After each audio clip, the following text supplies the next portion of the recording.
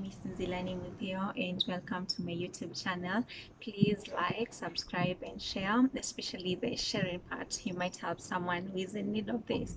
On today's video, I'll be talking about common signs and symptoms of depression. And for the whole month of April, I've been creating this awareness on my Instagram page. You can check from my highlights.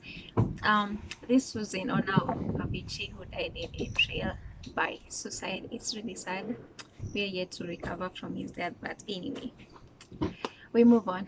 He left us with great music, so that's the only thing we listen to.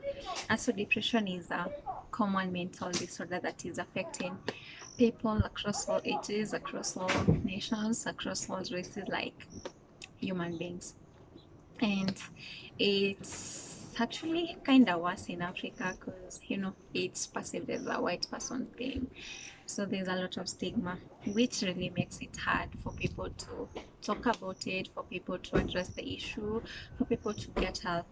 That's what I need. And some people actually have experienced depression.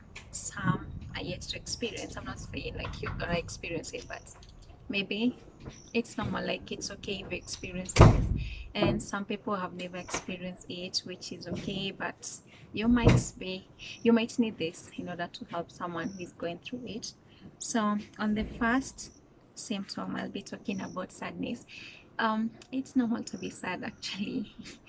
Most times we are normally sad. You can be sad for a day because you broke your glasses. I do that all the time. You can be sad because someone ate your food, which, oh yeah, it makes sense still.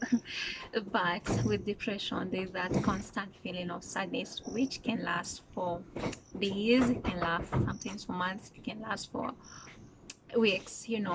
It's long, like it's not the normal sadness. And during this period, you tend to be hopeless, you feel worthless, like this world, you're not needed. You feel like tomorrow might not come. And on the second sign, we have appetite changes, which actually differ from one person to another. Some people tend to have increased appetite, while some people have lost appetite. And so for people who have increased appetite, they tend to gain a lot of weight. I think it's because in most cases people crave junk food, and like junk food and gaining weight. And for people who have lost their appetite, they tend to lose a lot of weight, which can be, it really affects them. And oh yeah, before you go to the next point, please, the next time you meet maybe your friend who has gained weight or someone who has lost weight, don't be so quick to say, who you have a good life even with gain weight, or you're going to the gym and you lost weight. Be considerate. Might not be the case, not always. The third one is disturbed sleep, which varies from one person to another. Some people tend to have insomnia, some people tend to have hypermania.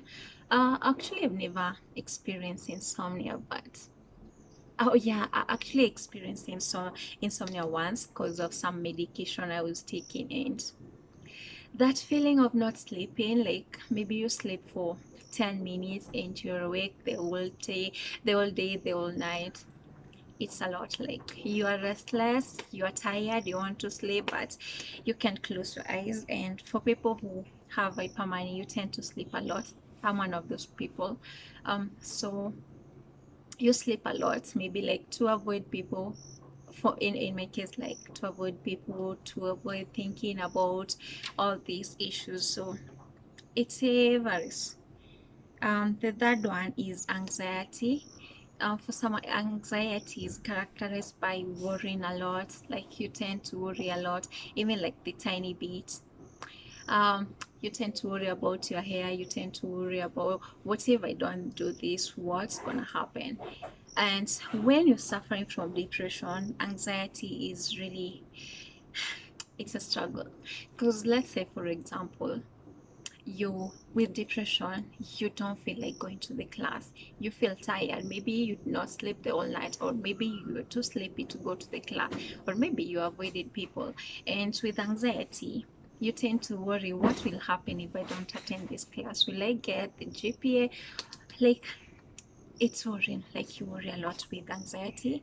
The next one is physical problems, and these can be as a result of most of these.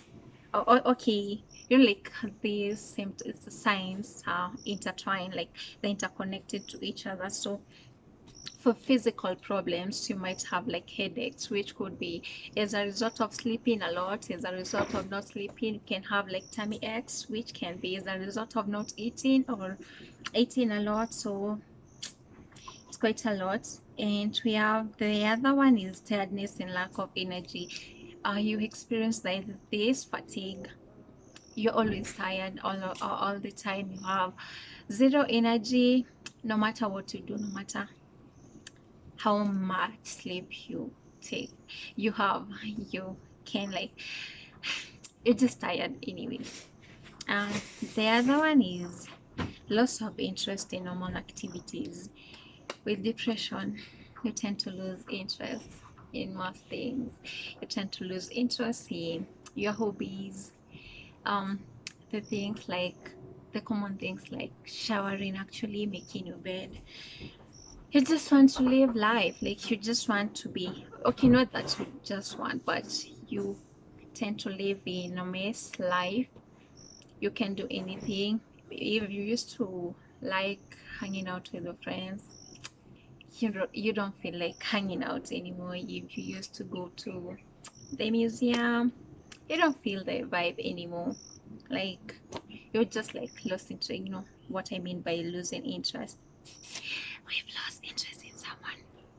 And so the other one is trouble thinking and concentrating. For someone who has depression, it's hard to concentrate because you're like, it's like you're fighting a lot of thoughts at once.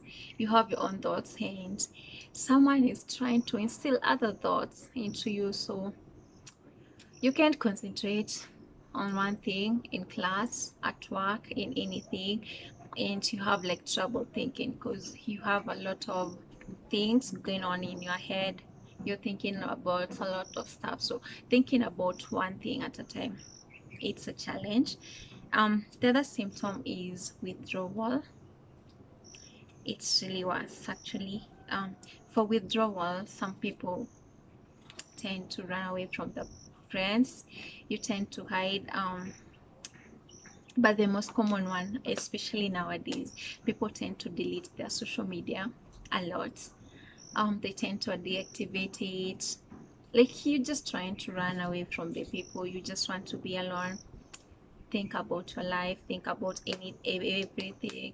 And in some cases, okay, actually, for me, in some cases, like I used to see, maybe some people are successful and I'm just stagnant. So the only way to maybe like to feel maybe to feel better is to withdraw from these people, because that way you don't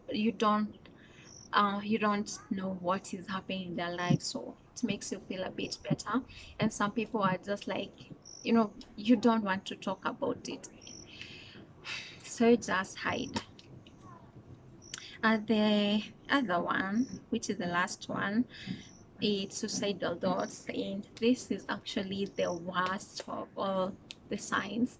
Suicidal thoughts, like characterized by someone wanting to kill themselves and someone harming themselves, and it's really worse. And for someone who has suicidal thoughts, it's that fear of worrying to die, and the thought of like having, like you want to die so badly, but at the same time you don't want to die, so you're stuck in the middle. You don't know what to do. It's really a bad thing. And for someone who is suicidal, doesn't mean that they will commit suicide, although some people are tempted, and it's not like, you know it's not like they want to do it, but it's a symptom. They're going through depression, and that's the only thing that they think will help them, like trying to end their life, which is not a solution. But don't be telling people that it's not a solution. Someone who is going through it doesn't know it's not a solution to them. That's the only solution that they have. So maybe you can offer them some of the solution on what they could do, which maybe I'll talk in my next video. And until next time, that's all I have for today.